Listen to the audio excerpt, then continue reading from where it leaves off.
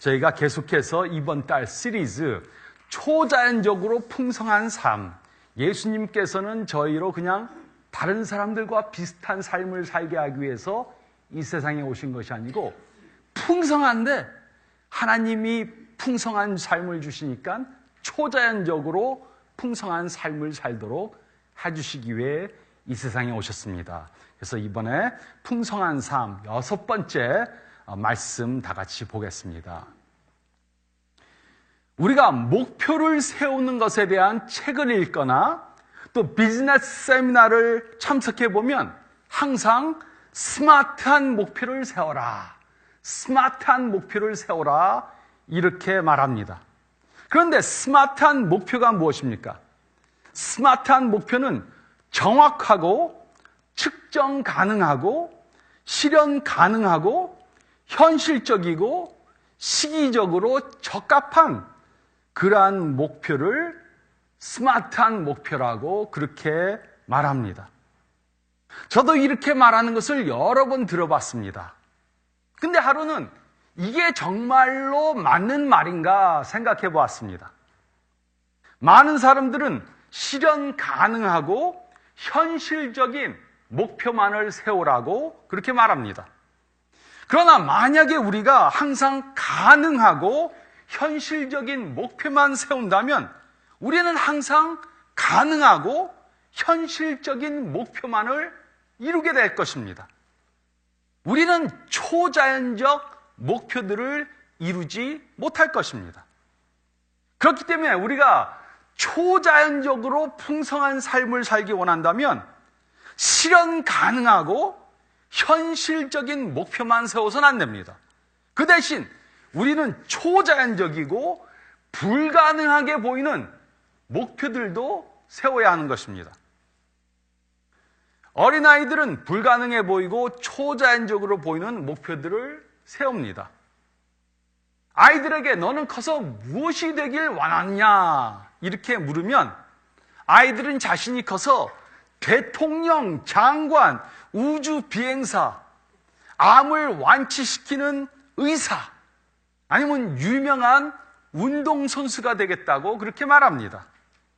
그런데 성장하면서 부모님이나 선생님이나 다른 어른들이 그거는 안 되니까는 좀 현실적이고 가능한 목표를 세워라 이렇게 말하니까는 아이들은 더 이상 불가능해 보이고 초자연적으로 보이는 목표들을 세우는 것을 포기합니다.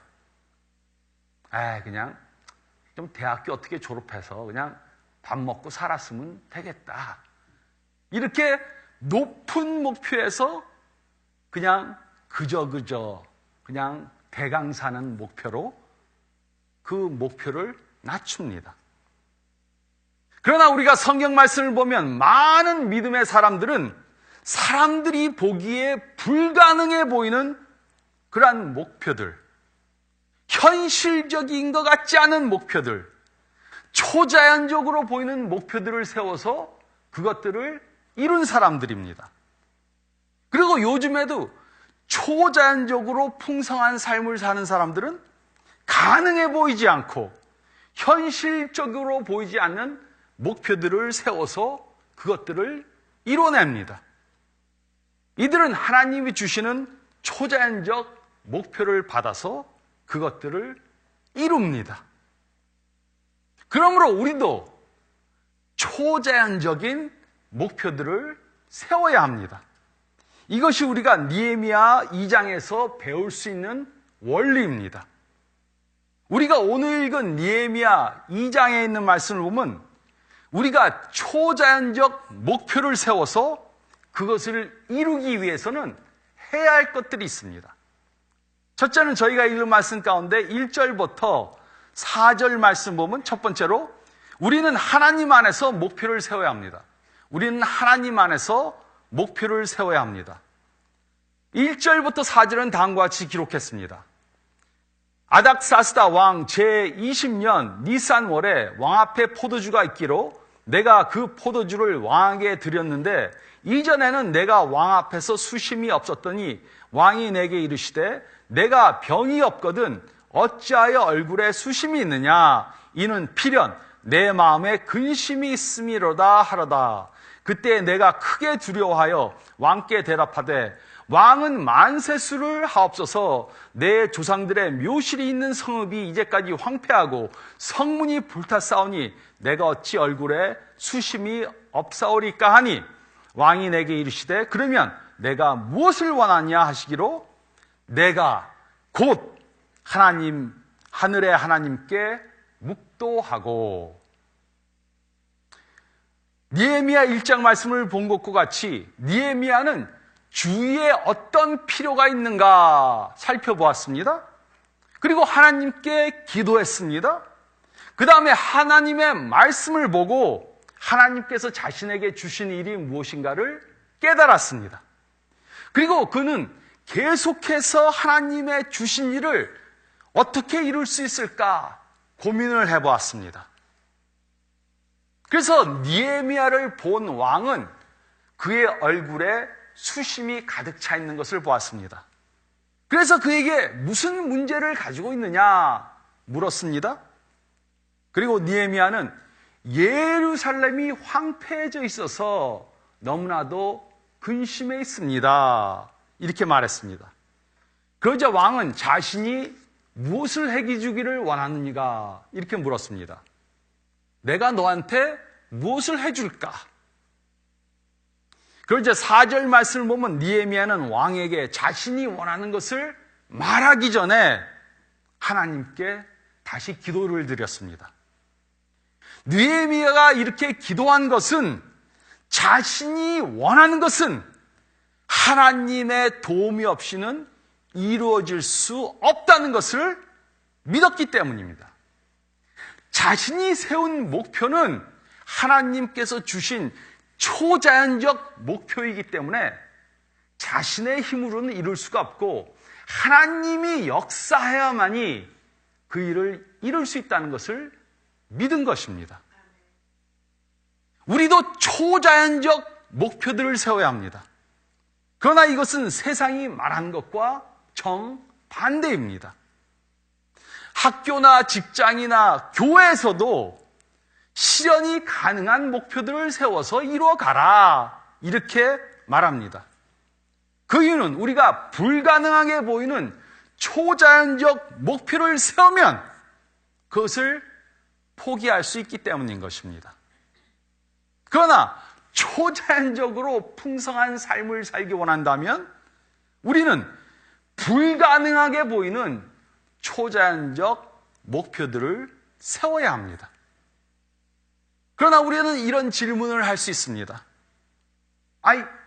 불가능하고 초자연적 목표들은 이루기가 불가능하고 초자연적인 것이 아닙니까?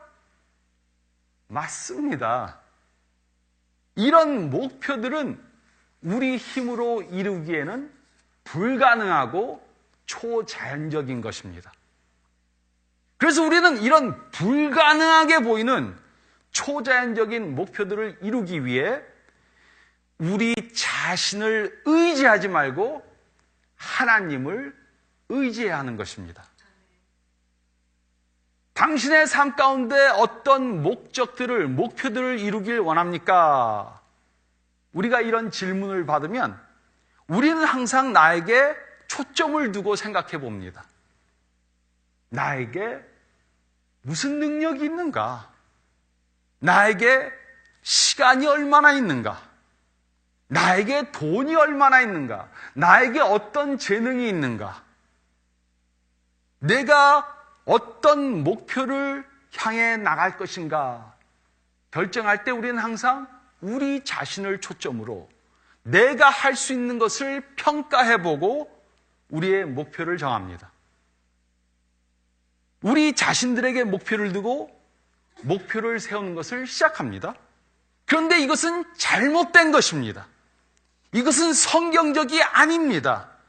이것은 평범한 것을 이루는 방법입니다. 우리는 목표를 세울 때 우리 자신이 할 수 있는 것을 바탕으로 목표를 세워서는 안 됩니다. 우리가 무엇을 할 수 있고 무엇을 할 수 없는지 생각해보고 목표를 정해서는 안 됩니다. 우리가 초점이 되어서는 안 된다는 것입니다. 그 대신 우리는 하나님께 초점을 두고 목표를 세워야 합니다.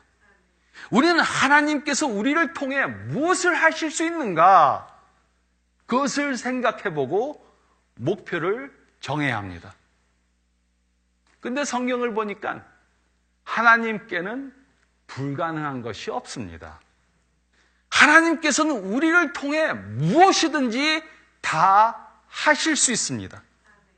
우리는 이 염두를 두고, 이 사실을 염두에 두고 하나님 안에서 목표를 세워야 합니다. 제가 대학교 때 깨달은 것이 있습니다. 공부하는 것은 A 받기 위해서가 아니고 하나님의 영광을 위해 한다는 것을 깨달았습니다. 그래서 저는 점수를 받기 위해서가 아니고 하나님께 영광을 돌리기 위해 공부하기로 목표를 세워놓고 최선을 다해서 공부를 하기 시작했습니다. 제가 그렇게 열심히 공부를 하니까는 하나님께서 초자연적으로 저를 도우시는 것을 경험할 수 있었습니다. 하나님께서는 저에게 배우고 집중하고 이해하고 기억할 수 있도록 도와주셨습니다. 저는 제가 해야 할 것을 열심히 하니까는 하나님께서는 저에게 초자연적으로 역사하신 것입니다. 물론 이 목표는 제가 제 마음대로 정한 것이 아니었습니다.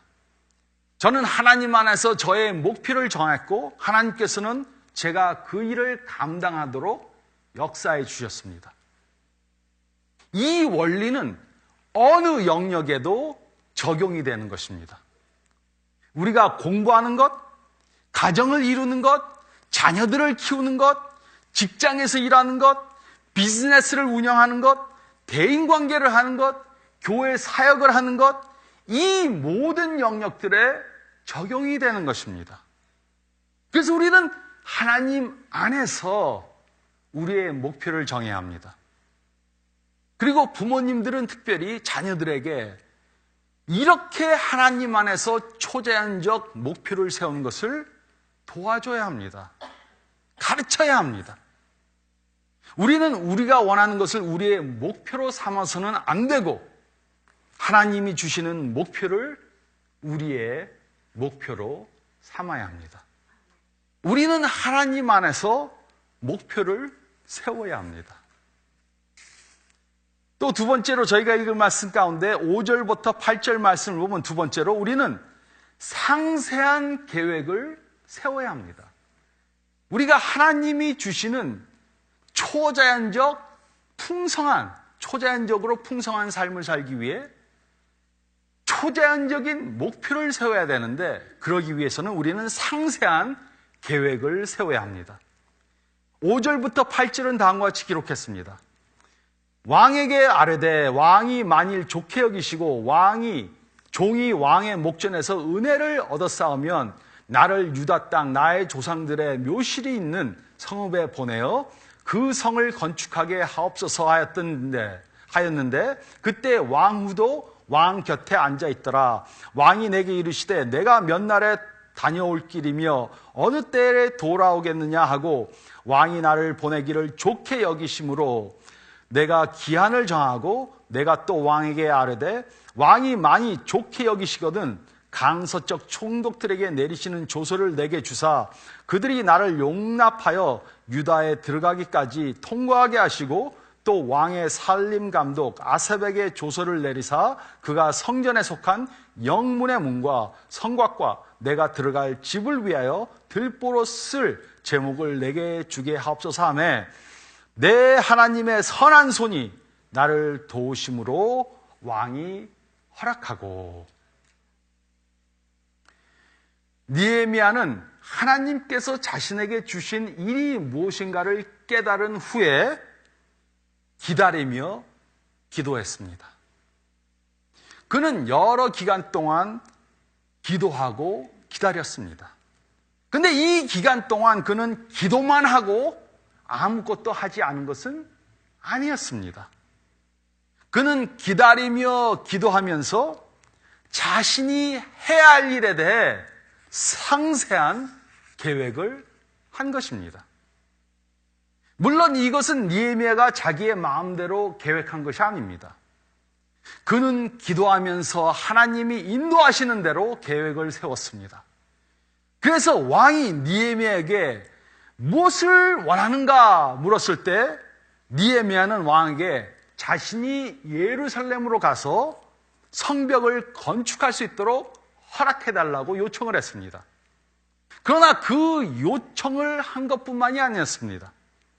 이 일을 이루는데 얼마만큼의 시간이 걸릴 것인가, 며칠이 걸릴 것인가 이미 계산해 놓았고, 또 이 일을 하기 위해서 무슨 재료들이 필요한지 계획했고, 또 자신의 적들이 자신을 공격할 것이기 때문에 자신을 보호할 군인들이 필요하다는 것을 다 말했습니다. 그리고 그는 마침내 왕에게 자신이 필요한 것을 얻기 위해 서신을 받아냈습니다. 즉 느헤미야는 하나님께서 주신 초자연적 목표를 이루기 위해 하나님께서 인도하시는 대로 세밀한 계획을 세운 것입니다. 우리는 초자연적인 목표를 우연히 이룰 수 없습니다. 어떻게 하다 보니까는 이게 됐네? 이렇게는 되지가 않습니다. 자세한 계획을 세우지 않으면 우리는 하나님이 주신 초자연적 목표들을 이룰 수가 없습니다. 그래서 우리는 하나님께서 주신 목표를 이루기 위해 하나님의 지혜를 따라, 하나님의 인도하심을 따라 세밀한 계획을 세워야 합니다. 스티븐 스캇은 계획을 세우는데 네 부류의 사람들이 있다고 말합니다. 첫째는 방랑자들입니다. 이들은 삶에 아무런 목표와 계획이 없이 삽니다. 그냥 자기 앞에 벌어지는 일을 해결하는데 급급합니다. 둘째는 추구자들입니다. 이들은 가끔 별로 분명하지 않은 목표를 세우지만 세밀한 계획을 세우지 않아서 이루고자 하는 목표를 이루지 못합니다. 셋째는 성취자들입니다. 이들은 보통 사람들이 세우는 가능하고 현실적인 목표를 세우고 그것을 이루기 위해 계획을 합니다. 그리고 이들은 그저 평범한 목표들을 이룹니다. 넷째는 초자연적 성취자들입니다. 이들은 하나님의 뜻을 따라 다른 사람들이 보기에는 불가능하게 보이는 초자연적 목표들을 세우고 그것을 이루기 위해 하나님의 인도하심을 따라 구체적이고 세밀한 계획을 세웁니다. 그리고 이들은 자신들의 힘으로 할 수 없는 것을 하나님의 능력으로 이루어가는 초자연적으로 풍성한 삶을 삽니다. 이것이 바로 하나님께서 우리로 살기 원하시는 삶인 것입니다. 제가 공부를 하는 것이 하나님의 영광을 위해 한다는 것이라는 것을 깨닫고 공부하기 위해 세밀한 계획을 세웠습니다. 선택할 과목들의 책을 다 샀습니다. 그리고 한 학기가 15주니까는 그 책들을 15등분으로 쪼갰습니다. 그리고 15등분을 또 7일로 쪼갰습니다. 그리고 하루에 읽어야 할 분량을 정한 후에는 그날 읽어야 할 분량을 읽지 않으면 잠을 자지 않았습니다. 그러니까 한 번도 뒤진 적이 없었습니다. 그리고 이런 계획을 세워서 실천하는데 하나님의 도우심을 경험했습니다. 하나님께서는 저에게 강한 집중력과 이해력과 기억력을 허락해 주셨습니다. 저는 설교를 준비할 때도 이렇게 자세하게 또 구체적으로 계획해서 준비합니다. 저는 보통 2년 정도 설교 시리즈를 앞서서 준비합니다. 그리고 매년 설교 시리즈를 할 것을 정하고 기도하면서 하나님의 인도하심을 따라 하고자 하는 시리즈를 1년 것을 정해 놓습니다. 그리고 주일에 할 설교는 보통 2달이나 3달 전에 써놓습니다. 이 설교도 벌써 한 2달 전에 써놓은 것입니다. 그리고 이제 월요일부터는 주일날 할 설교를 묵상하고 수정합니다. 물론 저는 제 하는 설교가 초자연적으로 완전한 설교라는 말은 절대로 아닙니다. 그러나 저는 제가 할 것이 무엇인가를 깨달아 하나님의 인도하심을 따라 구체적 계획을 세워서 성실하게 행하려고 최선을 다합니다. 이럴 때 하나님께서는 제가 하는 일을 축복하셔서 초자연적인 것을 이루어 가십니다. 지난주에도 제가 설교를 하고 나니까는 완전히 저들으라고 하신 말씀 같았습니다. 저는 계획을 세워서 하니까는 하나님이 역사하시는 것입니다. 하나님이 주시는 초자연적 풍성한 삶은 우연히 이루어지는 것이 절대로 아닙니다. 그러므로 초자연적으로 풍성한 삶을 살기 원한다면 하나님께서는 우리로 행해야 되는 목표를 주실 때 우리는 하나님의 인도하심을 따라 상세한 계획을 세워야 합니다. 하나님께서 이 일을 나에게 주셨는데 이 일을 하기 위해 내가 무엇을 해야 하는가 기도하면서 계획을 세워야 하는 것입니다. 또 세 번째로 저희가 읽은 말씀 가운데 9절부터 10절 말씀을 보면 우리는 방해물들이 있음을 예측해야 합니다. 하나님이 주신 목표를 이루어 가려고 한다면 항상 방해물들이 있을 것이라는 것을 예측해야 합니다. 9절과 10절은 다음과 같이 기록했습니다. 군대 장관과 마병을 보내어 나와 함께 하게 하시기로 내가 강 서쪽에 있는 총독들에게 이르러 왕의 조서를 전하였더니 호론 사람 산발락과 종이었던 암몬 사람 도비아가 이스라엘 자손을 흥망하게 하려는 사람이 왔다 함을 듣고 심히 근심하더라. 느헤미야는 바보가 아니었습니다. 그는 하나님께서 주신 초자연적인 목표를 이루어가기 위해 준비하면서 하나님이 주시는 통찰력으로 이 목표를 방해하는 방해물들이 있을 거라는 것을 깨달았습니다. 그래서 그는 왕에게 서신을 받고 또 자신을 보호해 줄 군대와 마병을 요청했던 것입니다. 느헤미야와 같이 우리가 초자연적인 하나님께서 주신 초자연적인 목표를 이루기 위해 살 때 우리 앞에는 많은 걸림돌들과 장애물들, 방해물들이 나타나게 될 것입니다. 그리고 우리는 하나님이 주시는 통찰력으로 이런 방해물들이 있을 거라는 것을 미리 봐야 합니다. 이런 방해물들 때문에 두려워할 필요는 없습니다. 하지만 우리는 미리 이런 방해물들이 있을 거라는 것을 예측해야 합니다. 느헤미야에게는 이런 방해물들이 있었습니다. 그에게는 시간이 없었습니다. 그에게는 재력이 없었습니다. 그에게는 인력이 없었습니다. 그에게는 지식이 없었습니다. 그러나 그에게는 적들이 있었습니다.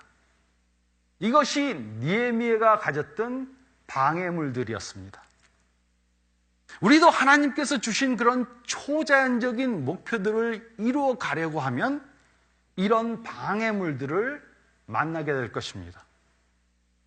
좋은 가정을 이루고 모범적인 학생이 되고 훌륭한 직장인이 되고 성장하는 신앙인이 되는 것을 방해하려고 하는 방해물들이 나타날 것입니다. 시간이 없고 돈이 없고 도와줄 사람이 없고 지식이 없을 수도 있습니다. 근데 우리는 이런 방해물들을 두려워하지 않아도 됩니다. 우리는 이런 방해물들 때문에, 이런 방해물이 있기 때문에 하나님께서 주신 초자연적 목표를 포기해서는 안 됩니다. 그 대신 우리는 하나님께서 주시는 통찰력으로 어떤 방해물들을 만날 것인가 미리 이해하고 준비해야 합니다.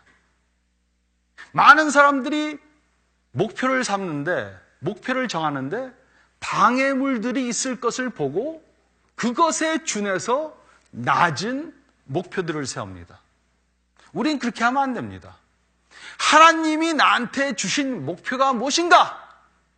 그것을 일단 정해놓고 이 일을 하는데 어떤 방해물들이 있을 것인가? 그 다음에 정해야 합니다. 순서를 바꿔서는 절대로 안 됩니다. 니에미야가 한 것은 하나님이 주신 목표가 무엇인가 정한 다음에 이 일을 하기 위해서 어떤 방해물들이 있을 것인가 보았습니다. 우리도 이런 순서로 해야 합니다. 그리고 니에미야는 이런 방해물들을 어떻게 이겼는가? 이것은 제가 다음 주에 같이 생각해 보겠습니다. 물론 모든 일들을 하는데 초자연적인 목표들을 세울 필요는 없습니다. 오늘 아침 내가 무슨 식사를 할까? 무엇을 먹을까? 초자연적으로. 오늘 교회에 무슨 옷을 입고 갈까? 초자연적으로. 저는 굉장히 쉽습니다. 지난주에 입은 거 똑같은데 스웨터만 바꿔 입습니다. 이런 것은 초자연적으로 안 해도 되지만 우리 삶의 중요한 영역의 목표들은 하나님이 주시는 초자연적 목표들을 세워야 합니다. 우리의 가정, 우리가 어떤 가정을 이룰 것인가? 초자연적인 목표를 세워야 합니다. 우리의 직장, 우리의 비즈니스, 초자연적 목표를 세워야 합니다. 우리의 재정, 우리의 대인관계, 우리의 교회 사역, 초자연적 목표를 세워야 합니다.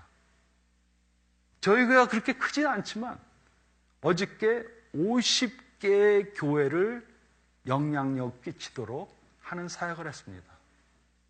초자연적. 낮은 목표를 세우면 안 됩니다. 이런 중요한 영역들에는 하나님이 주시는 초자연적 목표를 세워야 합니다. 하나님께서는 우리들에게 초자연적으로 풍성한 삶을 살기 원하십니다. 우리는 하나님께서 우리를 통해 무엇을 하실 수 있는가 제한시켜서는 안 됩니다. 우리는 하나님께서 주신 초자연적인 목표들을 이뤄가기 위해 나가야 합니다. 그러므로 하나님이 주시는 뜻을 따라 우리의 목표를 세워 하나님이 주시는 지혜로 그것을 이루기 위한 상세한 계획을 세우고 하나님이 주시는 통찰력으로 우리에게 어떤 방해물이 있을까 미리 보고 예측하고 준비함으로 하나님이 주시는 초자연적인 풍성한 삶을 사시는 저와 여러분들이 되시기를 우리 주님 예수 그리스도의 이름으로 축원드립니다.